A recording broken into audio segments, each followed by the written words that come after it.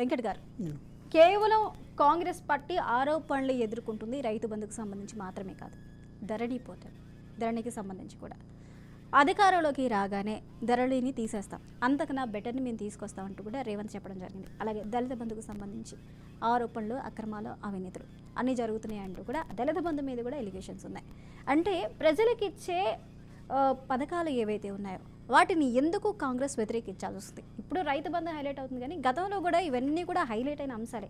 ఇవన్నీ కూడా ప్రజలకు ఉపయోగపడేవి, పేద బడుగు బలహీన వర్గాలకు ఇచ్చేవి. మరి వాటిని కూడా ఎందుకు ఇస్తున్నారు?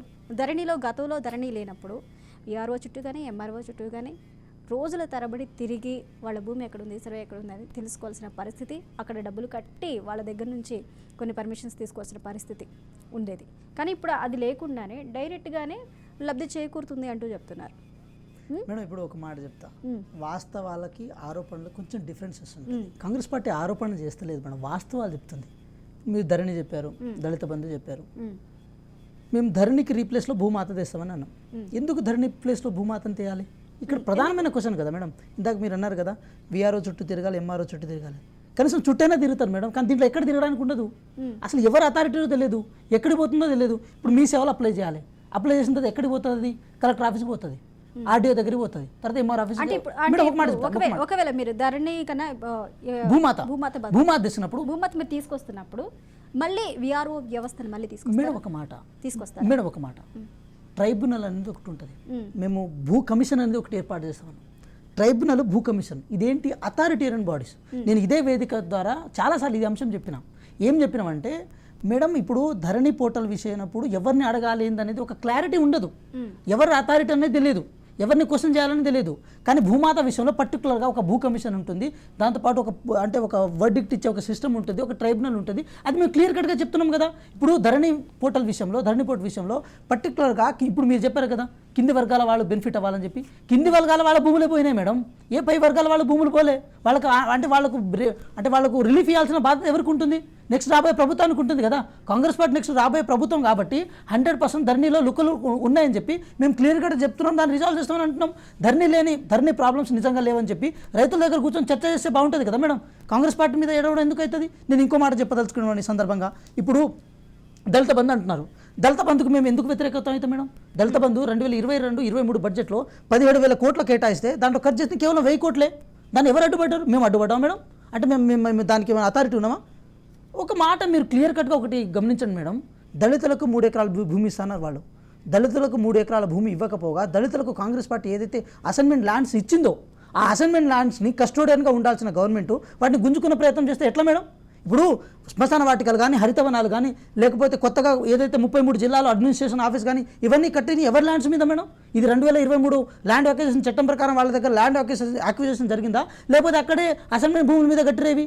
అంటే గవర్నమెంట్ భూముల మీద కింది వర్గాల వాళ్ళు, దళితులు కానీ, గిరిజనులు కానీ దాని మీద ఏదో అంటే ఇల్లు కట్టుకోవడము, లేకపోతే చిన్నగా వాటిని ఏదో ఆక్యుపై చేసుకోవడం లాంటివి చేశారు.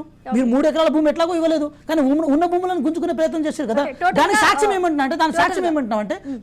ఏమంటున్నాం అంటే ఆ రోజు వాళ్ళ మేనిఫెస్టో కూడా క్లియర్ కట్గా చెప్పారు. ఏంటి? అసైన్మెంట్ భూములకు మేము హక్కుదారుని ఇస్తాం, అసైన్మెంట్ భూములకు అంటే 2013 R&R ప్యాకేజ్ ప్రకారం మేము వాళ్ళకు మద్దతు ధర ఇస్తామని చెప్పి ఈ విధంగా చెప్పుకుంటూ వచ్చారు కదా. అంటే ఇన్ని రోజులు ఈ 10 సంవత్సరాల కాలంలో అసైన్మెంట్ భూములు దిక్కుదరాబు లేకుండా ఉన్నట్టే కదా మేడం. సో మేమేమంటే అట్టడుగు వర్గాల వాళ్ళకి ఈ రోజు కాంగ్రెస్ పార్టీ ఎక్కడ తక్కువ చేయలేదు మేడం. మీరు ఒకటి గమనించండి, మా రేవంత్ రెడ్డి గారు పదే చెప్పారు. ఏం చెప్పారంటే ఇంద్రమ్మ ఇల్లు ఉన్న చోట మేము ఓట్లు అడుగుతాం, డబుల్ బెడ్రూమ్ ఉన్న చోట మీరు ఓట్లు అడగని అన్నారు. అంటే ఇంత ధైర్యం ఉండాలి. మేము ఇంకో విషయం చెప్పదలుచుకున్నాం మేడం, గృహలక్ష్మి పథకం తీసుకొచ్చారు కదా, 3 లక్షలు ఇద్దామనుకుంటా. అంటే గృహలక్ష్మి పథకం తెచ్చి 3 లక్షల రూపాయలు ఇద్దామనుకుంటున్నారు మీరు అన్నారనుకోండి మేడం, డబుల్ బెడ్రూమ్ ఇల్లు ఫెయిల్ అయినట్టే.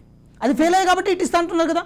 ఫస్ట్ మీరు 5 లక్షలు ఇస్తున్నారు, ఇవ్వలేదు. తర్వాత 3 లక్షలు ఇస్తున్నారు, అది కూడా ఇవ్వలేదు. దాన్ని కూడా మేమే కాలడ్డవేషన్ మేడం, దాన్ని కూడా మేమే అడ్డుకున్నాం మేడం. 3 లక్షలు ఇవ్వడానికి కూడా మేము ఆపలేదు కదా మేడం. ఇక్కడ ఒకటే మేడం, మీకు రైతు బంధు ఇవ్వాల్సి వస్తే ముందైనా ఇవ్వచ్చు, తర్వాత ఇవ్వచ్చు, కానీ పర్టికులర్గా ఈ టైంలో ఇవ్వాలని చెప్పి ఎందుకు భీష్మించుకొని మీరు కూర్చున్నారు? ఎవరిని ప్రభావితం చేయడం కోసం కూర్చున్నారు? అంటే 28వ తారీఖే ఇవ్వాలని చెప్పి అక్కడ ఏమైనా బ్యాంకులు ఏమైనా అబ్స్ట్రక్షన్ చేసినాయా? RBI నామ్స్ ప్రకారం 28వ తారీఖే ఇవ్వాలా, లేకపోతే బ్యాంకులు ఆ రోజే ఇవ్వాలని చెప్పి ఏదైనా చెప్పిందా? లేకపోతే కేసీఆర్ గారికి అంటే వాళ్ళు నమ్ముతారు కదా, కొన్ని ఆ నమ్మకాల ప్రకారం ఆ రోజు ఇవ్వాలనుకున్నారా? మేము రైతులకు వ్యతిరేకం కాదు మేడం, రైతులకు ఎక్కడ మేము అడ్డుపుల్లో లేసే ప్రయత్నం చేయలేదు. ఇందాక మేడం గారు అన్నారు కదా, ఏమన్నానంటే 24 గంటల కరెంటు ఉచిత కరెంట్ అని చెప్పి 24 గంటల కరెంటు ఉచిత కరెంట్ని వైఎస్ రాజశేఖర్ గారు ఏర్పాటు చేశారు మేడం. ఈరోజు దాదాపు డిస్కంల దగ్గర 22,000 కోట్ల బకాయిలు ఉంది మేడం. ఆ బకాయిలు ఎవరు కట్టాలి మేడం? ఆ డిస్కమ్లు ఎవరు కట్టాలి? ఉచిత కరెంట్ అయితే అంటే రాష్ట్ర ప్రభుత్వం కట్టుకోవాలి కదా మేడం. ఇప్పటికీ 6,000 కోట్ల భారము ప్రజల మీద వేస్తే ఇంకా 16,000 కోట్లు ఉంది. ఆ 16,000 కోట్లు ఎవరు కట్టాలి మేడం? ఆ 16,000 కోట్లని గవర్నమెంట్ కడితే ఆటోమేటిక్గా మాఫీ అయిపోతుంది కదా. ఆ డిస్కమ్లు ఆ భారాన్ని సామాన్య ప్రజల మీద, మీ మీద, మా మీద ఇస్తున్నారు కదా మేడం, హౌస్ హోల్డ్స్ మీద ఇస్తున్నారు కదా. సో ఇక్కడ ఒకటే చెప్పదలుచుకున్నాం మేడం, మీరు ఏదైనా చెప్పేటప్పుడు స్పష్టంగా చెప్పండి. బట్టకాల్చి మీదేసి కాంగ్రెస్ పార్టీని ఏదో అంటే తప్పుతో పెట్టించే ప్రయత్నం చేస్తే ఇంకా 2 రోజుల టైమే ఉంది మేడం. ఈ 2 రోజుల టైంలో తెలంగాణ రాష్ట్రంలో విద్యార్థులు, నిరుద్యోగులు, అన్ని వర్గాల వాళ్ళు చాలా వ్యతిరేకత ఉన్నారు. పర్టికులర్గా నిరుద్యోగులు మేడం, వాళ్ళు ప్రతిసారి ఏదో మిస్టేక్ చేయడం, తర్వాత వచ్చి దాన్ని కప్పుపుచ్చే ప్రయత్నం చేయడం. ఇప్పుడు మొన్న నిరుద్యోగుల విషయం ఏమైంది మేడం? టీఎస్పీఎస్సీలో మేడం ఒక మాట టీహబ్ అనేది గవర్నమెంట్ సంస్థ మేడం. టీహబ్లో ఎవరుంటారు మేడం? ఉద్యోగస్తులు ఉంటారు. టీహబ్లో అశోక్ నగర్లో ఉన్న నిరుద్యోగులను తీసుకొచ్చి అక్కడ కూర్చోబెట్టి మాట్లాడాలంటే దాన్ని ఏమనుకోవాలి మేడం? అంటే ఒక గవర్నమెంట్ ఇన్స్టిట్యూషన్లో ప్రచారం చేసుకోవడం ఎంతవరకు కరెక్ట్ మేడం? దీన్ని ప్రశ్నించినా కూడా కేటీఆర్ గారు నిరుద్యోగుల పక్షాన మాట్లాడని తప్పబట్టిన అంటారు. అంటే హరీష్ రావు గారు కూడా ఎన్నికల సభను అట్లా మాట్లాడడం కోసం ఇట్లా చేస్తారు. వీరు ఎలక్షన్లో భాగంగా ఈరోజు ప్రభుత్వ పథకాలను కానీ, ప్రభుత్వం దగ్గర ఉన్న పైసలను కానీ ఎలక్షన్లో భాగంగా వాడుకుంటారని చెప్పి ఆ యాంగిల్లో చెప్పినాం. కానీ రైతు బంధుకు మేము ఎక్కడ వ్యతిరేకమైన మేడం? మీరు ఇంకో మాట చెప్పండి. దళిత బంధు కానీ, గిరిజన బంధు కానీ ఎలక్షన్లో పుట్టుకొచ్చిన అంశాలు మేడం. ఏ ఎలక్షన్లోనైనా ఇవి బై ఎలక్షన్లో పుట్టుకొచ్చిన అంశాలు. ఎక్కడైతే ఉన్నాయో ఆ సందర్భంలో ప్రకటించిన ప్రతిసారి ఉద్యోగ నోటిఫికేషన్ కూడా ప్రతిసారి ఉప ఎన్నికలు వచ్చినప్పుడు నోటిఫికేషన్ గుర్తొస్తుంది వీళ్ళకి. ప్రతిసారి ఉప ఎన్నికలు వచ్చినప్పుడు దళిత బంధు గుర్తొస్తుంది. ప్రతిసారి ఉప ఎన్నికలు వచ్చినప్పుడు గిరిజన బంధు వస్తుంది. అంటే ఉప ఎన్నికలు వచ్చినప్పుడు ఈ అంశాలన్నీ బయటకు తీసుకొచ్చినప్పుడు దాన్ని ఎలక్షన్ లో వాడుకోవాలనుకుంటే బంధువులు గుర్తొస్తాయి అంటారు. మొత్తానికి వాళ్ళని బంద్ చేసే ప్రయత్నం చేస్తాం ఇప్పుడు.